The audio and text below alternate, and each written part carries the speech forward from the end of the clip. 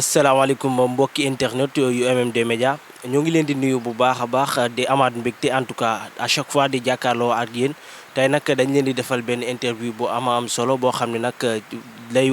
basé wu ci li nga xam ne mooy ICS ak action yi nga xam ni seqoon na ko ak liggéeykat yi fa nekkoon tey nag ñoo ngi fii nga xam ne mooy ci Bargny war fee dalal ki nga xam ne mooy Ablaye Ngom nag moo nekk ki nga xam ne mooy seen porte parole. ñoom nag jooy nañ ci action yi fu nekk ci Sénégal ngir ñu mën leen lijjanti seen problème mais boobu ba léegi dañu ko gis ni furaas daal di xëddeen loolu kenn mënu koo saafara ba tax na nag ñu jël waa MMD Média ngir ñu waxtaan ak ñoom ci li nga xamante ni mooy action yi tonton Ablaye ñu ngi lay nuyu. waaw maa ngi leen di fay Khalifa du Mois di leen ñaanal jàmm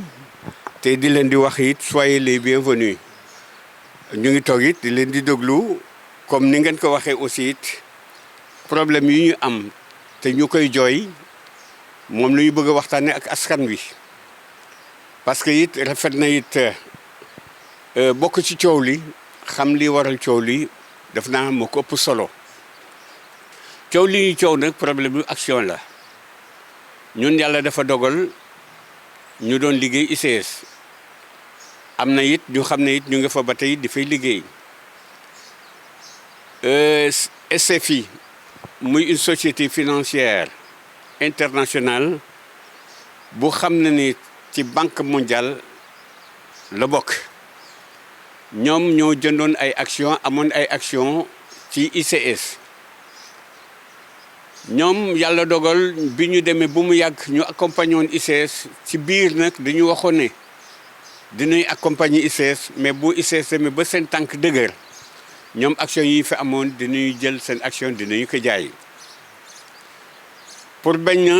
a ramasser lépp sax ñu jaay action yi bi ñu ko jaayee ñu ngi ko jaay employé ICS yi loolu c'était en 2002 bi ñu ko jaayee conseil d'administration bi ñëpp xam nañu ne problème action ñooñu ñoo si mën a statuer yàlla dogal ñu def benn avis favorable ne nangu nañu ñu jaay ko it ak salariés ICS maanaam les employés ICS bi loolu amee en août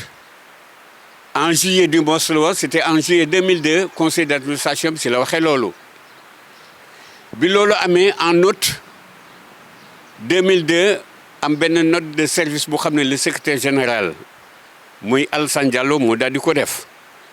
lépp looy wax nag aussi da nga si mën indi ay preuves parce que kayit bii moo doon kayit boo xam ne seen conseil d'administration moom la def ça c'était en date du 25 juillet 2002 mu wane na ne ay session action yi bu CFI jël nañu ko jox nañu ko liggéeykatu ICS yi bi yàlla dogale bi loolu passé en 2002 bi ñu defee loolu ba noppi Alassane Diallo bi fi nekkoon secrétaire général bu ICS mu ngi nii mu génn benn note de service pour wane na ne conseil d'administration bi day nangu na loolu ñu doon demandé pour ñu jël action yi daal di ko jox employé ICS yi lii mooy note de service bi mais bi mu ko indee nag dafa am ay conditions yoo xam ne moom la ci lal boo gisee daf ko conditions yi mu daf wax daf na ne la mise en œuvre et en pratique de cette décision passe par des étapes suivantes maanaam loolu pour mën am foofu dina am ñetti jéggi-jéggi yoo xam ne moom nga war a def nee na bis bi mu fi njëkk a def nee na CFI bii war nañu ko mën a fay valeur action yi xam ne mu nekk 32 763 actions valeur am ci xaalis 163 millions la 815 000 francs loolu mooy première étape bi xam ne moom la ñu war a njëkk a def ñaareelu étape bi mooy ñu wane kan mooy bénéficiaire bi mbaa it ñu waxee ko ci beneen anam muy lan muy ban structure mooy taxawaayu actionnaire yëpp mooy jëmmal actionnaire yëpp mooy waxalit actionnaire yëpp gannaaw loolu bu ñetteelu taxawaay bi muy structure boobu nag moom mooy figurer mooy feeñ ci registre bu actionnariat bi xam ne mu ngi ci secrétariat général kayit baa ngi nii yaakaar naa ni les leer na du dëgg bon loolu passé bi loolu passé ñu doxal ba en octobre 2002 le président directeur général muy Djibril Ngom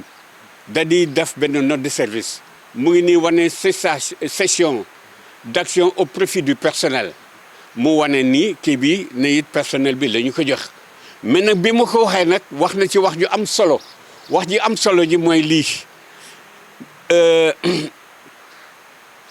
la cession une fois acquise par le personnel des ICS feront l'objet d'une formule de gestion collective par le biais d'un fonds commun de placement d'entreprise donc wane nañ na it loolu bu amee ni muy mën a amee personnel bu xam ne jënd nañu action yi ba noppi formule bi ñu koy doxalee mooy formule de participation collective loolu foofu dinañ ut benn fonds commun bu xam ne mooy représenté it actionnaire yooyu yëpp donc lii wax na ko ci base boobu rek bi mu amee lan moo fa des léegi nag te it moment boobu délai bi ñu jox day ne au plus tard le 31 octobre war na fekk problème action yi daal di tëdd boor bu 2002 waroon na fekk loolu yëpp tëdd boor te bii ñu koy jox ak délai boobu boo seetee un maximum matul sax 2 semaines te fekk na jamono boobu weer wi xóot na lan moo des ñu war a mën a souscrire nag ci biir action yi ni mu amee am na ñu xam ne ni ñu jëndee seen action day ne action yi nag gën nga tuuti ci li ngay am 15 action lay doon jamono boobu jafe na am ñu xam ne ne dañuy indi benn kii d'émergement bu xam ne da ngay wane ne bëgg nga nangu jënd ay action nga émerger ñu retirer valeur action yi ñu retirer que si sa salaire sa bulletin de salaire bulletin de salaire mën naal si wan kii bulletin de salaire ICS la bii fii boo xoolee fii si suuf boo liiree fii suuf ñu ngi si bind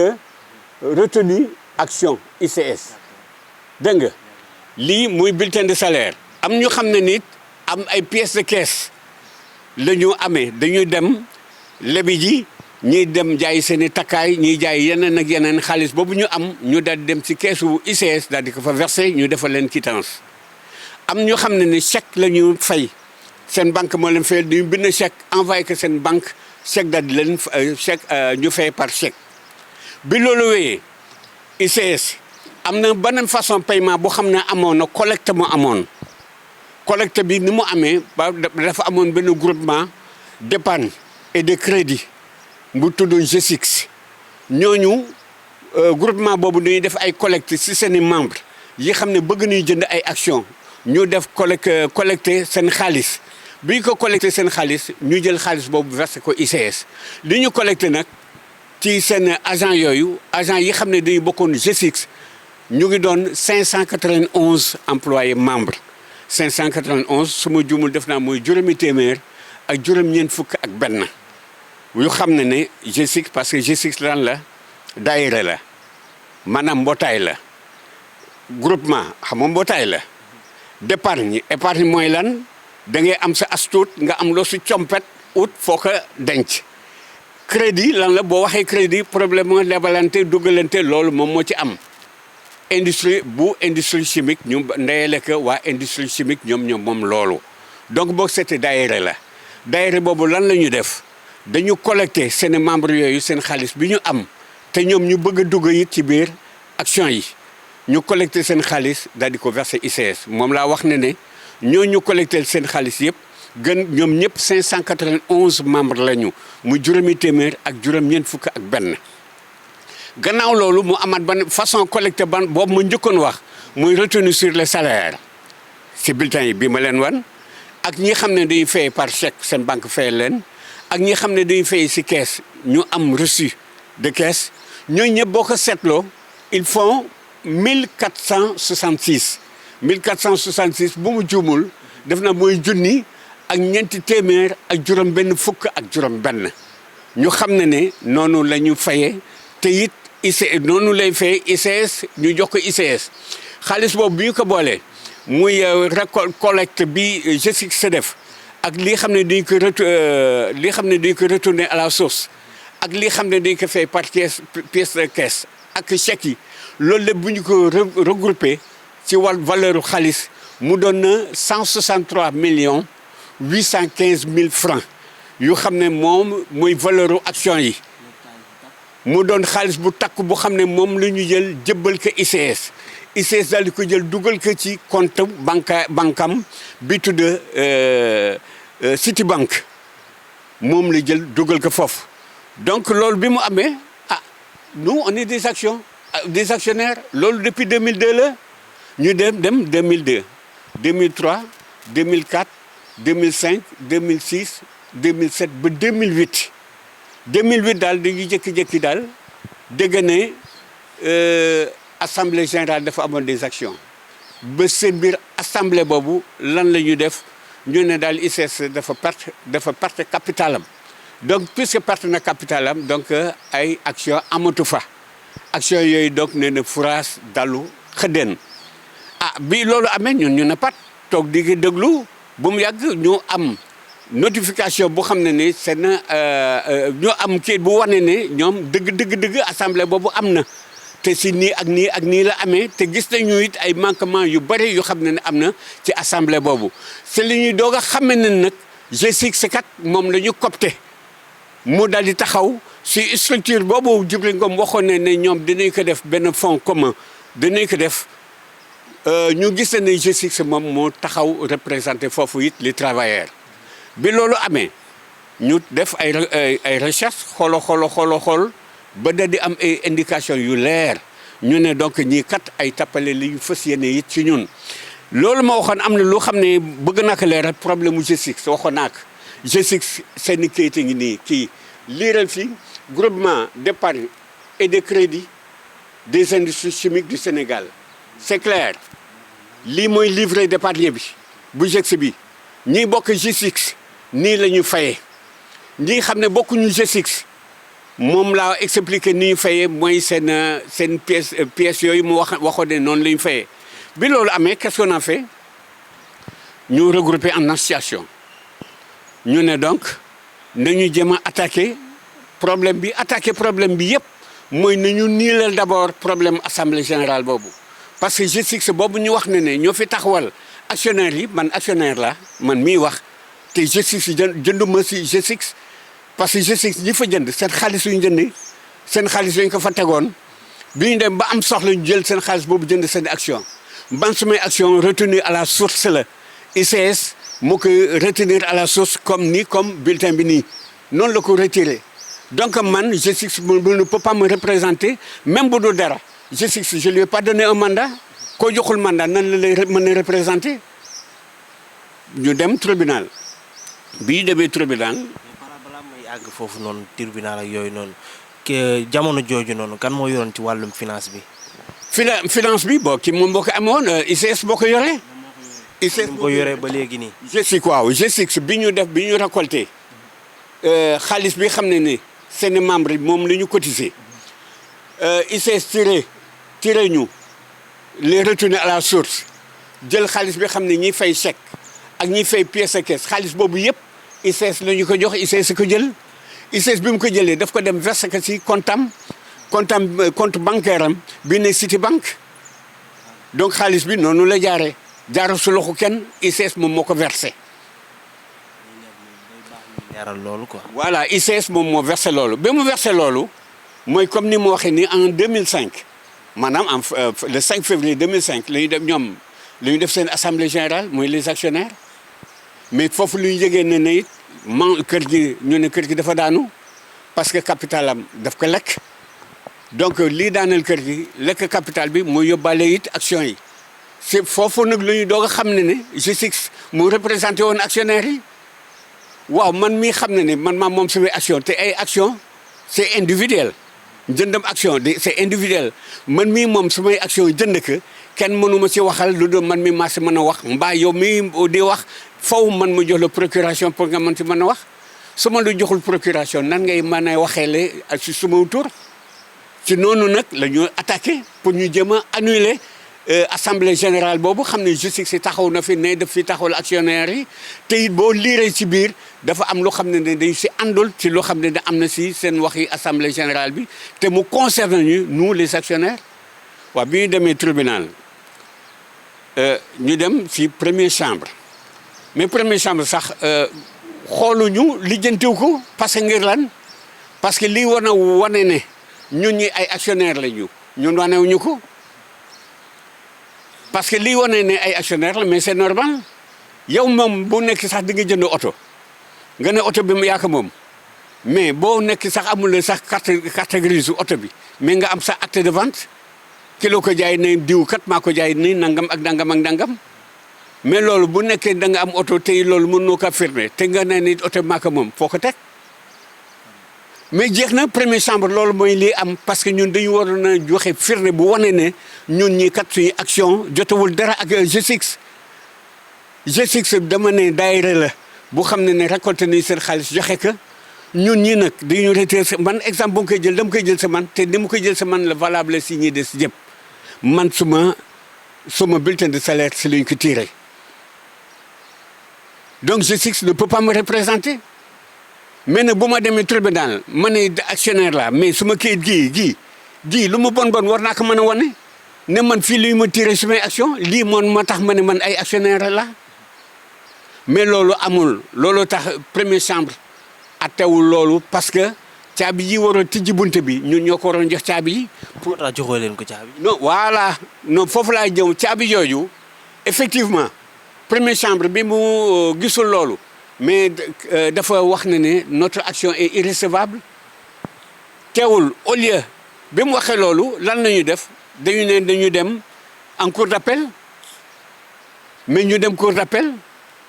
dama bëgg a tontu sa question bi nga ma posé maa ngi ñëw mais ñu dem cour d'appel mais cour d'appel bi ñu fa demee loolu ñu waxoon en première chambre mais cour d'appel loolu la confirmé parce que nee na néeg bi mënu si dugg parce que néeg bi bunte bi dañu ko tëj te caabi yi xam ne moom moo tëj bunte bi caabi mu ngi ak ñun te ñun joxuñu ko caabi ji mooy lan mooy les pièces à conviction yi lan la mooy li ma wane nii mooy faw ñu wane ne si suñu bulletin de salaire nii lañ luñ tiré ay actionnaire lañu ñu wane ne fay nañu chèque ci ay actions yi mu ngi nii wane nañu fay nañu pièce de caisse ICS pièce de caisse bi mu ngi nii loolu mooy pièce à conviction te dugaluñu ko dans le dossier nekkul dans le fond du dossier cour d'appel neen nag action bi n'est pas recevable mu delloo ñu première chambre li mu njëkkoon wax te avant loolu le secrétaire général sortant je le nomme bel et bien muy Mansour Ndoye monsieur Mansour Ndoye moom bi loolu amee topp na ci ñëpp association bi yëpp wax nañu fépp ne képp koo xam ne actionnaire nga ni nga jëndee say action ak fi nga ko jëndee ak anam bi nga ko jëndee génneel ñu kayit yooyu muy les pièces à conviction tribunal daf ko soxla kayit yooyu yëpp génne ko jox ko kayit yooyu yëpp mooy yi xam ne moom laa leen expliqué nii léegi kayit yëpp ñu jël ko jox ko Mansour Ndoye nee na Mansour Ndoye moo wax ne de pièces à conviction yooyu yëpp dem na jox na ko avocat bi muy ban avocat muy maître Massokhna Kane waaw mais loolu point d'interrogation daf ci am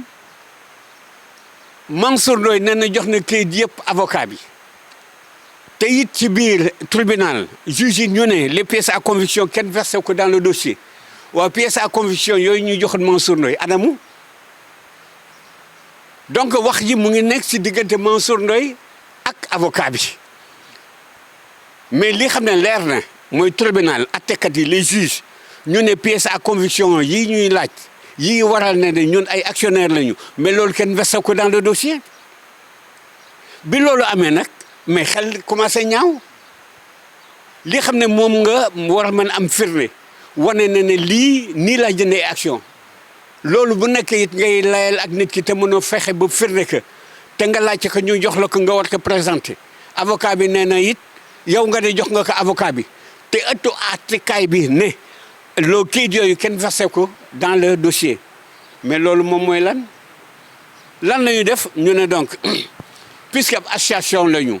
association bi def nañu plus de 2000 et quelques membres ñu ne nañu woote en assemblée générale ñu xool fan la ñuy teg suñu tànk ëllëg dem nañu en première chambre ñooy le dossier est irrecevable ñu ñëw en appel ñu confirmer li première chambre wax ba noppi indi seen lay bi wax ne lii tax mënuñu tijji bunte mooy les pièces à conviction kenn joxew ko te ñun ñu joxewoon suñu pièces à conviction mais nañu wootee daal di toog ba xool exactement problème boobu nan la demee équipe bi fa ne muy président bi muy le bureau et son bureau exécutif ñu sommé leen pour ñu daal di def assemblée générale ils n'ont pas voulu ñun nag texte yi ak règlement intérieur bu association bi dafa am lu xam ne may nañu ko foofu lu ñu jaar bi ñu fa jaaree ñu def assemblée générale boobu UPIS bu Tivaouane lañ ko defee yàlla dogal na membre yëpp presque la totale quasi des membres ñëw nañu fekke ko ñu def assemblée générale dal di fal un conseil d'administration conseil bi fal un bureau exécutif bi loolu amee donc ñuy dem di dem ba am na lu bari lu xam sax changé nañ ko ci règlement intérieur yi ak statut yi parce que méngalu woon ak doxalin bi action bi ñu jëkk a def ñu ne donc puisque coow lii yëpp am na foofu ñu xam exactement lan moo waral lii ñu demander une autorisation de marche au préfet bu Tivaouane bi ñu ko def rek mu nangul ñu loolu ñu dal di fa def benn marche pacifique bi ñu defee suy marche pacifique suy mémorandum bi ñu amee ñu jël ko présenté ko préfet bi xamal que nag li xam ne mooy waral coow lii yëpp moo indi suñu problème yëpp ñu daal di def benn point de presse waxtaan ak suñu mbokki presse yi après daal di tas daal di dem ñibbi ñu toog di xaar ay weer kenn tontuñu kenn wuyuñu kenn waxu si ak ñun ñu ne donc puisque wax nañu def nañu boor bu ne mais lii moo fi am nañu dem def sitting ay mag lañu ay mag ñi xam ne kii gën nga si tuuti kii si gën a tuuti il a 60 ans bu demee moom mu wóor que ne jëngu moo ko desee ba day def sitting dem toog si talib c'est parce que amul pexe loolu ñu def nañu ko mais ñàkk pexe la mais ñàkk pexe nag pexe la ñu daal di dem toog ci croisement Darou Khoudoss bi mené vers usine ICS bi ñu fa toogee gendarmerie daal di ñëw daal di ñu bloqué bi mu ñëw bloqué parce que ICS la ñu doon dem pour barrer ji foofu mais ñu daal di toog ci croisement bi mag yëpp day toog si tali bi gendarmerie nag ñëw nañu bi ñu ñëwee nag ñoom seen liggéey la ñu doon def ñoom loolu dafa bokk seen liggéey mais ñun dañu doon ñaxtu li ñu naqadi dañ ko doon wane. mais xanaa ñaanoo leen autorisation avant ngeen di ñaxtu. non sitting bi on l'a pas fait loolu defuñu ko on sitting la ñu def ba luy si am da di jël parce que booba da nga nit ki boo ko demandé autorisation. ngeen ba sës daal moo tax ngeen def. jeex na boo demandé autorisation ce mémorandum nga jox ko ki xam ne mooy sa kilifa muy le préfet moo fi toogal président de la république nga toog ay weer yéeyu ñu si yàbbi ñu si mais lan moo fa des mais jéngu moo fa des mag ñi dañuy jéngu dem na jéngu lu ñuy def jour boobu te ku xool keroog gendarme yi ni ñu sànnee seen i maam ak seen i pap ay bombe lacrymogène nga xam ne seen liggéey moo leen poussé à le faire mais il le fait à contre-cœur kenn du jaanoo ak sa maam di koy sànni bombe lacrymogène ba sa pap di koy sànni mais nag ils sont obligés parce que service commandé la ils sont obligés de le faire mais mag ñu bari ñëpp xam nañu képp koo xam ne gis nga Sen TV ñëw na filmé ko seetaan ko filmé ko bon suñu mbokki TFM ñëw nañu fa mais nag dama ne Sen TV jaaraama Sen TV parce que lii xam ne moo ëppoon solo te ñu bëggoon ko si Sen TV wane na ko wane na mag ñi ni ñu xamee ak ni leen sànni lacrymogène yi wane na même muy président bi ak ñi xam ne il faisait acte d'arrestation muy le président Medoune Dia ñu arrêté leen yóbbu leen gendarmerie teewul ñu continuer ne di def suñu point de presse am na nag nit ñu baax ñu xam ne it franchement baax parce que bëgguñu lu ñaaw ñëw na fekk ñu foofu ñu toog di wax ñu xam ne ñii seen i baay lañu ñii seen i mbaam lañu ñu ngi ñaxtu mais ñu ñëw rapproché ñu laaj ñu expliquer leen ñoom nag ñu ne nag papa daal di leen di ñaan lii s'il vous plaît jóg leen naaj bi éviter leen lii li ngeen di coow di koy kaas bu neex yàlla dinañ leen jàppale ba fii xam ne it mooy le médiateur de la république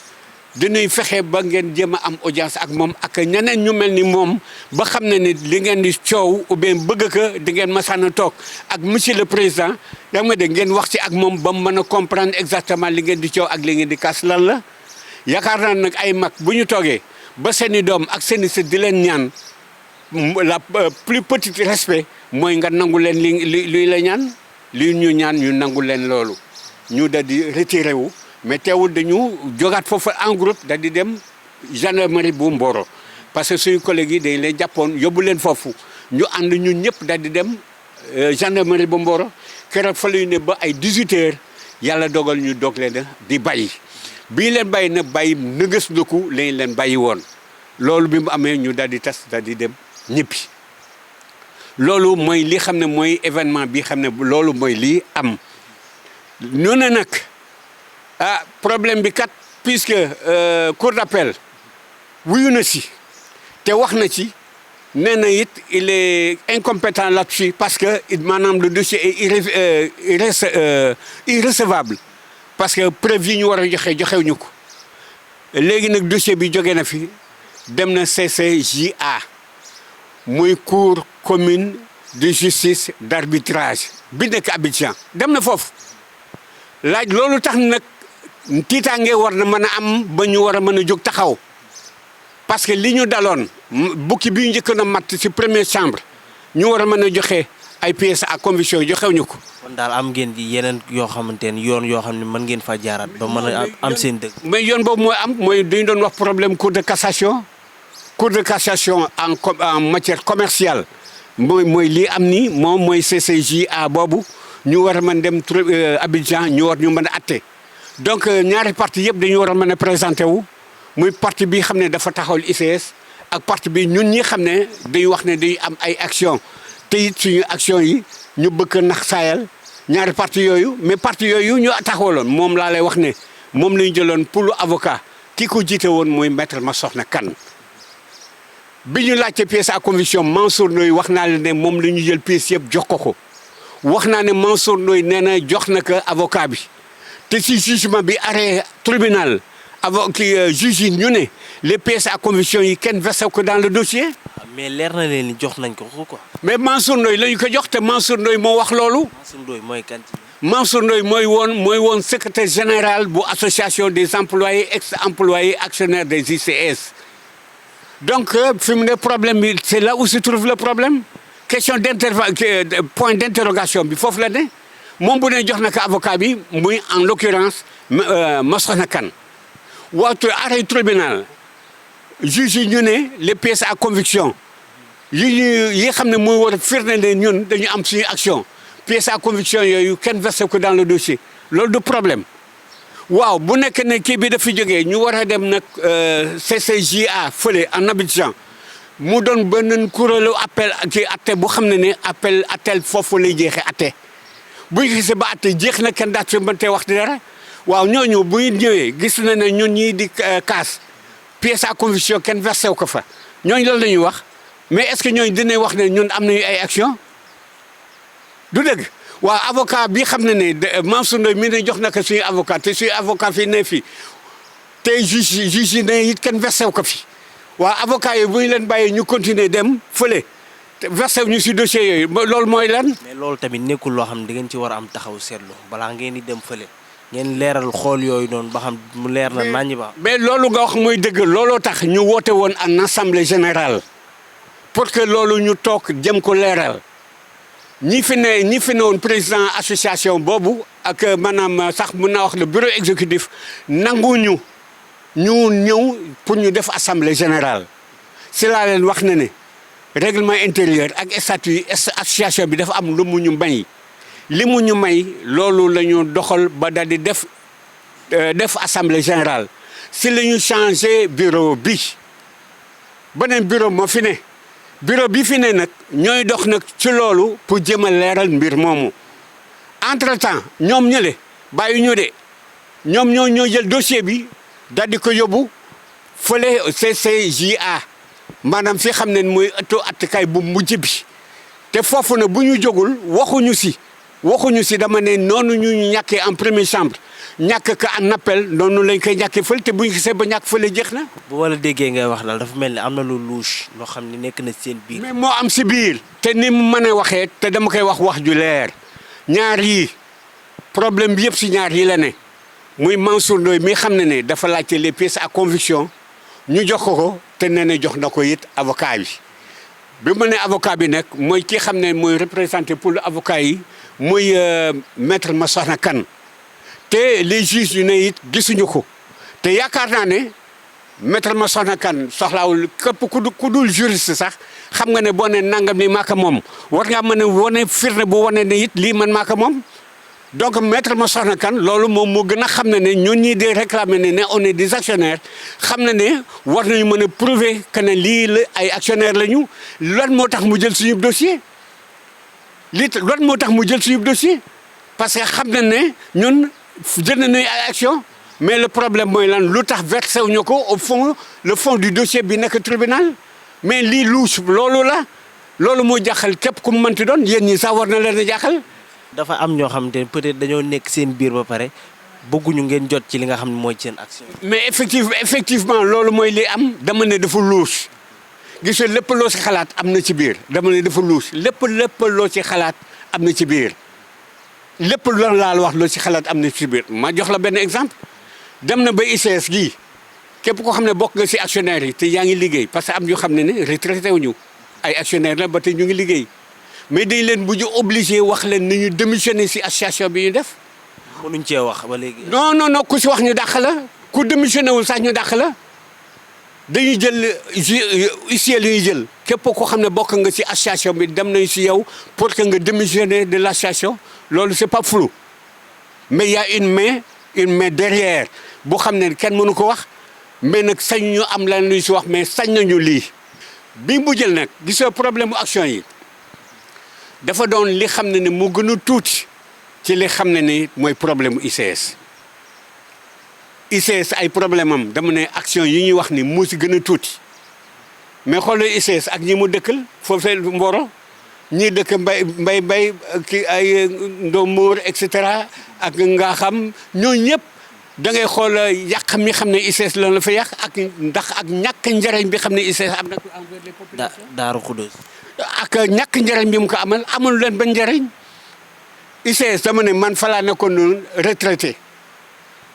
man maa ngi retraité en fin 2007 mais man poste bi mu amoon ba bés bi personne ne m'a remplacé. ICS cadre bu fi yokk ak ku fi mënti jógee da on te remplace pas indien yi la ñuy dem jëli ji ay indien ñoo fi ne gisoo cadre indien yi fi ne nii chaque mois ñu ngi leen di fay 5 millions te 5 millions yi dañ koy pàcc ci digg bi loolu sax soxlaawu sax man ma ci sori lool mais li ma doon expliquer ci problème mu action yi moo wax ne mu gën a tuuti ci problème mu ICS. xam nga wax naa leen ICS lu mel ak ñu ak ay dëkkandoom amu fa benn njëriñ mais leneen lu gën a grave ngi si lu xam ne gisoo la 14e législature bii muy les députés de l'opposition comme du pouvoir mais dañ si war a mën a wax xam nga muy lan muy les jugements de phosphate yi xam ne am ni ici au Sénégal mais experts yi bi ñu ko xayma le tout mais ça fait plus d'1 milliard de tonnes. 1 milliard de tonnes bariwul. loolu sax du xool ko au plan exploitation boo ko doon exploité 2 millions de tonnes par an loolu ñaata at la war a mën a doon xam nga loolu ñaata at la 500 ans la. ñun ñëpp dinañ dund bàyyi ko fi. 500 ans ñaata génération la. dund ba dee ñun ñëpp bàyyi ko. mais jeex na mais moom la ñu jël jox ko indien yi sénégalais yi ñun ñii sénégalais amuñu si dara. indien yi ñoom ñoo koy exploité te dama ne jugement yooyu dama ne or bi ñuy wax pétrole bi ñuy wax gaz bi ñuy wax mais dama ne jugement phosphate bi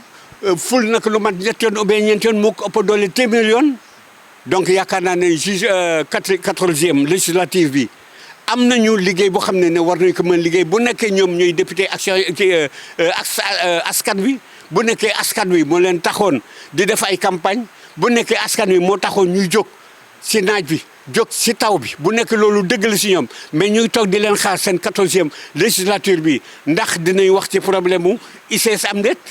dem na action yi am na solo mais lii ko ëpp solo laa la wax mooy l'histoire des jugements de 1 milliard laa la wax de tonnes de phosphate te ñu am phosphate bi xam ne mu gën a baax sur la sous-région te it kenn amu ko ku dul ICS moom moo ko moom te ICS buy koy wax Sénégal moom moo ko moom constitution bi lan la wax sur les ressources minières nee na kan moo ko moom du nee na peuple bi que moom am indien yi dañu bokk ci peuple bi le peuple sénégalais mais loolu lépp dañu ko jël jox ko indien yi yaakaar naa ne 14e législature bi muy pouvoir comme opposition yaakaar naa ne ils ont du pain sur la planche ñu ngi toog nag di leen di déglu képp nag ko xam ne bëgg nga ñu dimbali bëgg nga ñu jàppale dama ne ubbi nañu seen i bunt ubbi nañ ko ñu ngi toog déglu leen mais daal ni may mën a gàttalee te di koy wax mooy daal ñun ñuy wax tëbuñu mu neex ñu rek ñu daal di wax ICS ñëpp xamoon nañ ne c'était le fleuron Djibril Ngom jox nañ ko fi ay médailles yu dul jeex ICS ñëpp d'accord nañ ci loolu ñëpp d'accord nañ ci mais gis nañu ICS na mu jékki-jékki rek daal di jaaxal mu jaaxal adduna yëpp mais loolu yëpp ñun gëstu nañu ba xam nañu fan la ñu jaar ba njaayam ICS bi am fan la ñu jaar ba jëndam ICS bi am ak nan la ñu ko jëndee. ko njëkk a jaay indien yi. mais loolu yëpp xam nañu ko. est-ce que président de la république moom tamit yëg na ko ba mën ci def ay saafara. mais si loolu la ñu ne gisoo problème action yi bi muy am booba monsieur le président de la république muy son excellence Macky Sall booba mu ngi fi woon bu ma jumul sax dans boobu c'était lui le premier ministre donc problème ICS amul lu ko si ump mais am na loo xam ne mën na ko si ump am na loo xam ne mën nañ ko si trompé yaa ngi may dégg trompé mën nañ ko si jumloo mën na si jum de bonne foi loolu mën na ne ba tax na moom en tant que président de la république yàlla dogal na xam naa ne am na ñaari nopp li ñu doon demandé léegi la médiation la médiature mais ñooñu Macky Sall lañ fi toogal mais ñu toog wax nañu déglu nit ñi ñu même bu neexee nañu déglu les deux parties ñun ñu indi li xam ne am nañu ko si ñu daal di indi wax ak moom comme ça président bu nekk il a été trompé de bonne foi yaa ma de mais nag mu xam ne ne ñii kat lii leen teg nekkul dëgg nekkul yoon mais mu rétablir à la vérité ñun nag demandé ñu leneen lu dul assemblée générale bi xam ne moom la ñu def le 5e mois 2008 ba mu nar a annulé suñu action loolu dañu bëgg a dem dañu bëgg assemblée générale boobu ñu annulé ko bu ñu koy annulé suñu action mu nga fa nag ba noppi nag xeex bi ko continuer problème bi loolu la donc monsieur le président yëg na ko ñu ngi dellu di waxaat beneen cri de cœur monsieur le président son excellence Macky Sall ñun sa njaboot la ñu bokk sa njaboot la ñu bokk lu ñu lay demandé mooy na nga ñu woo laaj ñu waxtaan expliquer le problème mu action yi ak problème mu ICS certes am na lu bare loo ci xam mais xalaat naa ne it am na lu bare loo xam ne ump na la man ngaa juum de bonne foi puisque sa njaboot la ñu laaj ne sa nopp benn bi nga dëkk ñu ko ñu toog waxtaan ak yow ba nga xam suñuy problème lan la ba xam lan moo tax ay mag yu xam ne am nañu 60 ans 70 ans 65 ans ba 88 ans ñuy toog di def ay marche toog di def ay sitting ñu leen di sànni ay lacrymogène te ñi leen koy def du den leneen lu dul seen i sët ak seen i sëtaat te sañu ñu bañ ko def parce que service commandé la ñu dama ne sa njaboot googu waxal ak ñoom déglu leen loolu nag la ñu xaar ci yow ñu ngi toog it dellu it di lay déglu ba xam ci loolu lan nga ciy xam ak lan nga ciy man ak lan nga ciy def voilà donc. d'accord léegi ginnaaw loolu lan mooy doon seen suite quoi. li ñu mën a wax mooy nit ki da nga koy woo ci ay teggin woo ko ci teraanga waxante ak moom ci teggin waxante ak moom ci teraanga parce que ay mag la ñu amatuñu doole ne dañuy xeex mais nag am nañu pexe am nañu xel am nañu xam-xam suñu xel ak suñu xam-xam ak suñu pexe bu neex yàlla dañu ko doxal mais pexe bi ak xam-xam bi si jiitu mooy ñun dañuy woote jàmm mënul passé nañ woote ñun ñi xam ne dañu am lu ñuy naqadi ñuy def cri de cœur mais nañ ñu woo ñu toog waxtaan ensemble ñu xool solution boobu fan lañ ko mën a teg mais tant que nag woowu ñu ci jàmm ak salaam ñu mën a waxtaan ba tey dina am yeneen action yoo xam ne dinañ ko def te dinañ ko teg te action yooyu bu neexee yàlla loolu dinañ ko def te duñ si bàyyi dara malgré nag notre âge. mooy doon sa kàddu gu mujj. voilà sama kàddu gu mujj gi si seen waxtaan bi mooy xanaa di leen gërëm di leen sant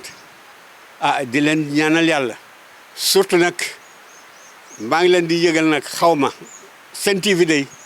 ñun association bi kontaan nañu si ñoom lool bëgg nañu si ñoom lool parce que li ñu doon xaar si ñoom am nañu ko surtout nag suñu sitting bi taxawaay bi xam ne am nañu ko fa parce que lépp loo xam ne def nañ ko suñu sitting bi wane nañu si lépp bàyyi ñu ci lépp gannaaw loolu nag yéen ñii nag yéen waa MMD Média ñu ngi leen di gërëm di leen sant di leen ñaanal yàlla seen site bi yéen a xam li ngeen ci bëgg li ngeen ci bëgg ne kenn amu ko yàlla doo nga ko am yàlla mi ko am yàlla na leen defal loo xam ne lu raw seen njort la ñu ngi leen di gërëm di leen sant allahumma salli ala sayyidina muhammadin wa sallam.